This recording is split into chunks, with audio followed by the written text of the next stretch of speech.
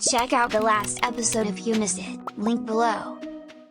The run picks up after 5 long but necessary days. Let's go. Day 6 started with some quick cleanup. I planted some rice, not really that I needed or anything, it's just that it's free experience. Once you plant it near water, you don't have to worry about watering it. I grabbed some more acorns, harvested my parsnips, and just tried to fill my time before 8 a.m. At 8 a.m., I could enter town to proc the community center cutscene. After that, I went up to Robin's to sell some leftover clay, and I used that to buy a few potatoes. The potatoes explain why I'm a fool and forgot to take the map predictor off my screen. I'm gonna plant 6 potatoes and I'll end up getting 25 potatoes back. A little bit of map predictor voodoo magic allows me to plant 6 potatoes in specific spots where I know I'll get 3, 4, or even 5 potatoes per seed when I harvest them on the 12th. The rest of the day was spent mapping ladders in the mines. It's a pyramid luck day, which helps a bit. I try to head up and smelt copper bars every 5 levels or so. I also used bug steaks for extra energy thanks to learning the recipe with level 1 combat. Occasionally, I'll craft a cherry bomb when there's a lot of ore nodes clustered up to save energy. I made it from level 25 to 55 because I still kind of suck at ladder mapping. When it's all said and done, I got level 3 foraging, level 1 farming, and level 2 mining. Day 7 was more of the same. I watered crops, read my mail for the wizard's letter, and then went straight to the mines. I got a new and improved sword, but that wouldn't last long. I'll take an okay hammer over a better sword for the special attack in most situations. It's just too good. Thankfully, I have a new strategy with ladder mapping. If I screenshot every level, the map predictor lets you overlap that with the layout on the floor you're on for accurate mapping instead of this estimating nonsense I was doing. We can skip through most of this part, but I did get the Firewalker boots, an ossified blade, and ran into a mushroom level before passing out at level 101. Level 3 mining, okay.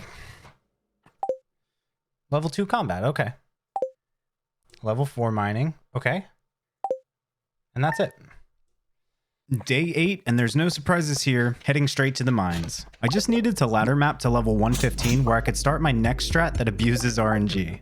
Introducing Magma Geode Farming, aka elevator abuse. When you go down the elevator, the screen is black, but you can pause in between. And if you have that timing down well, you can basically go up and down the elevator, resetting this floor over and over again for like 100 times in a given hour without really wasting any time. So the idea here is that this seed was specifically chosen. These 2 magma geodes are right in front of the elevator. So I'll go down from level 0 to 115. If these rocks spawn, I will hit them to get the magma geodes, and then they would sell for 150 each. With my 25% hard mode, it's only going to be 37 each. But you can get, I'm guesstimating 20 geodes an hour. So that works out to, if this was a regular playthrough and you sold those geodes, that's 50 to 60 grand in a single day. For my playthrough, it's more like 10 to 12 grand. So I started that up after I zoomed out my UI scale so I could see the rocks better. This is an all-day activity, both in-game and in real life. Elevator abuse strats just take so much time to execute. Unfortunately, this was just the first of several days ahead where I had to use this strategy, and I wouldn't recommend it to anyone. So this is one of those cases where 10 hits for the diamond, and it's so close that I will go for it.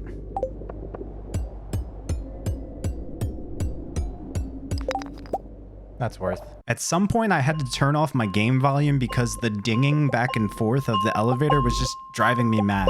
Another mess up here was that I forgot to bring enough food for energy. Luckily, I was saved because I forgot that I never picked up the star drop on level 100. Oh, okay, 430. Not bad. 64 magma geodes. I can try for the slimes, it's gonna be hard though. I managed about 117 magma geodes before I switched things up, and I tried to slay green slimes before the guild closes to sell weapons. This is that quest where you need to kill 10 green slimes in order to be admitted into the Adventurers Guild, and I hadn't done that yet. Unfortunately, they closed at like 10 p.m. and I ran out of time. I didn't have much energy left, so I figured I could use the rest of my night starting to farm dust sprites. You need to slay something like 500 of them to get the burglar's ring, so that's what I'm going for. Before the night was over, I ran home to sell 55 geodes for my pickaxe upgrade, but that probably could have waited since I didn't end up upgrading my pick tomorrow. I must have leveled up mining, right? And I didn't level up. I feel confident. We will find 3 purple mushrooms. And I've already committed to this bit, so there's no going back. Day 9 got a little wild at the start. I knew that I had a mushroom level on floor 91, so I was hoping to reset over and over again until I got a good amount of purple mushrooms since they give so much good energy. I was streaming at this point and I kept resetting and resetting with no good luck on the mushrooms, so I decided to add a timer to the screen and see how long it would take me to reset every single time. After a couple dozen attempts, I got exactly what I needed. Come on. Big money, big money, big money. And there it is. There it is. 3. Hey! It's not 5. There's a jade there too. We were also looking for, there's 2 potential crates that have slammers in them. I wasn't expecting to get that, but the jade is a great plus. There were no real surprises for the rest of the day because I pretty much just spent it magma geode farming. Unfortunately for me, I found a glitch where if you're trying to eat something and do this elevator back and forth, if you click it wrong, you can lose what you're trying to eat without gaining the energy. So at the end of the day, I think I lost 2 parsnips and a purple mushroom because of this glitch. But I've already said it enough. This takes too much real life time and I wasn't willing to reset this again. Even just editing geode farming footage is exhausting. So I ended this day with levels 5 and 6 in mining. Day 10 and I get a break from geode farming. Sort of. You see, I started with magma geode farming, but then I had some chores to do around 2:30. I took all of my weapons and armor and sold them to the Adventurers Guild. This was a big surprise for me because apparently weapons and armor sold to the Adventurers Guild are not affected by the 25% profit margin, and they actually sell for full price. Next up was to head down to Clint's and drop off my pickaxe for the copper upgrade. And I also bought 5 salads from the saloon. Basically, I'm just trying to make sure I have enough energy here. I then headed back to the farm to cut trees for the construction bundle, and eventually made my way down to the wizard to open the community center.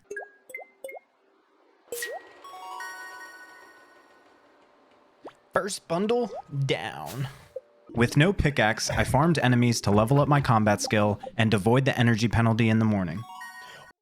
Day 11, and I'm up to another one of those stupid ideas of mine. Because of the map predictor, I know that there's a certain location where I can get a slammer out of a crate if it spawns on floor 81. The mallet I have is not bad, but the slammer is a better hammer. It does pretty much double damage, and there's no plus weight, so it's easier to special combo monsters since they're not getting knocked back as often. I'm not trying to spend my entire day waiting for this hammer to show up, so I'll just go for a few hours every morning and then reset the day if I haven't gotten it by then. Okay, first try, you know, I feel like once it gets to 10 a.m., it's just worth resetting, so run it back. There we go! Yes! This is a second reset. That crate in the corner should be a slammer. Getting the slammer to show up on my second reset was pretty lucky. Yes. I need to decide right now whether I'm going for the Savage Ring. That'll give me a speed boost so I can get, you know, I can kill dust sprites faster. Or I go for the Burglar's Ring right now by killing 500 dust sprites. That may take a while because I don't have coffee, but the idea there is that I would then have the Burglar's Ring when the shadow people, like the shamans and the brutes and all that, they drop things like gold bars and copper bars, iron bars, void essence, all of that stuff. Now I just needed to farm shadow people and dust sprites to finish out the day. I nearly threw all of my progress for the day because I forgot to throw magma geodes into the bin so I could get the iron pickaxe upgrade tomorrow. If I didn't, then I need to go and do that, or this day's ruined. Again, super lucky that I remembered before it was too late, so I ran back to do that and tried to finish bundles, but only knocked the construction bundle before passing out. I tried. Okay, there's the level up, the combat, of course. Level 4. On to the next day. Day 12 was Potato Day. Remember those 6 potatoes I planted on day 6? Well, they did turn into 25 potatoes. Thanks, map predictor. 25 potatoes out of 6 spots. You gotta love it. I really do. There was also a cockle on my farm to complete the crab bundle, which is super convenient. Well, that's all right. Vault should be unlocked. And there's my pickaxe, and it's going right back to you, Clint. I keep slamming stuff. I don't need to shop for anything. So steel pickaxe. Thank you, sir. And then let's go straight to the mines. I completed the bundles and then finished killing those 150 void spirits for the savage ring. There it is. Monster Slayer goal. That's 150 at 840, which is good. I picked up the ring and spent the rest of the night farming dust sprites. Okay, that's it. 2 a.m. Fighter, 10% 2 attacks, and level 6. Perfect. Hey, so just woke up and feeling like I'm ready to do day 13. So yeah, good morning, at least for me. I got, bedhead and some coffee with me right now. So let's do this. Quick update on my dust sprite farming. I'm about halfway there with 236 out of the 500 needed. Day 13 started with a quick pit stop down to the forest. That's just because there were so many spring onions there, and I really need to be aware of how much energy I'm using. These will definitely be helpful. The rest of the day was spent dust sprite farming. There's not much to say here. It would have been nice to get the 500 kills before the guild closes at 10 p.m. I missed it by about a half hour, but that's okay. Oh, I got the Monster Slayer goal. The combo of spring onions and a mushroom level I found in the mines meant that I got level 4 foraging, and that's great because of salmonberry season that's starting on the 15th. Level 4 means each bush will give me 2 berries instead of 1, so that's free energy for me. Day 14, and I can't lie, it was pretty grueling. I brought some more stuff for the community center while I waited for Clint to open. He's going to give me that steel pickaxe, which is great. It's going to make magma geode farming a lot easier, but it's still magma geode farming. I think I spent about 3 real life hours on this day, and I mean, I don't regret it, but it is what it is. Cool. Steel pickaxe. All right.